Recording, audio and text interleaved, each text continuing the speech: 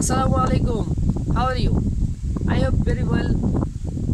আজকে আমি একটা স্পেশাল ভিডিও করতে যাচ্ছি যেটা আর কি আমার ডেইলি লাইফ থেকে আমি কিভাবে ইংরেজি শিখি আপনাদেরকে আমি এক্সপ্লেইন করব এটা। তো আশা করি এই ভিডিওটা অনেকটা হেল্পফুল হতে যাচ্ছে আপনাদের, তো সাথেই থাকুন। প্রথমত যে আমি যেহেতু এখন সকাল মর্নিং টাইম, তার মানে আমরা যদি সকাল থেকে ঘুম থেকে উঠি আমরা গুড মর্নিং বলি, বা কারোর সাথে দেখা হলে সকালবেলা আমরা গুড মর্নিং বলে থাকি। এরপর আমি ঘুম থেকে ওঠার পর আমরা কি বলি, আমি ঘুম থেকে উঠি 5টা বাজে, সকাল 5টা বাজে বা 6টা বাজে আমি উঠি। তো এই সেন্টেন্সটা কীভাবে মেক করতে পারি আমরা? তাহলে এই সেন্টেন্সটা মেক করতে পারি, I get up in the morning at 5 PM। 5 PM না, সরি, পিএমটা আমি পিএম আর এএমটা বলি। পিএমটা হলো আপনার দুপুর 12টা থেকে রাত 12টা পর্যন্ত পিএম, আর রাত 12টা থেকে সকাল 12টা পর্যন্ত হচ্ছে এএম।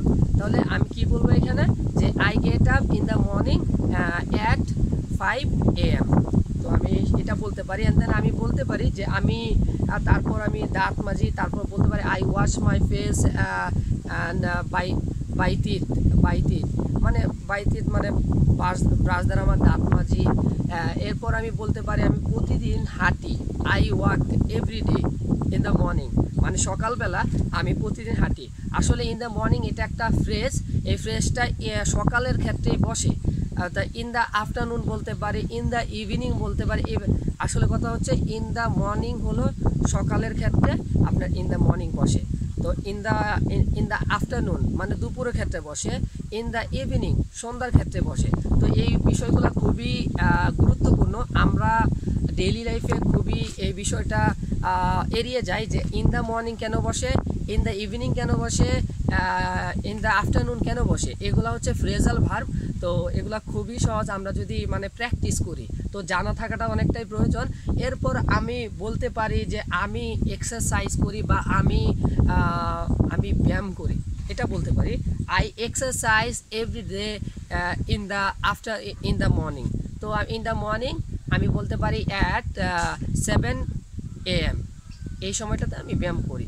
এরপর আরও কিছু সেন্টেন্স বলতে পারি যে আমি প্রত্যেকদিন সকালে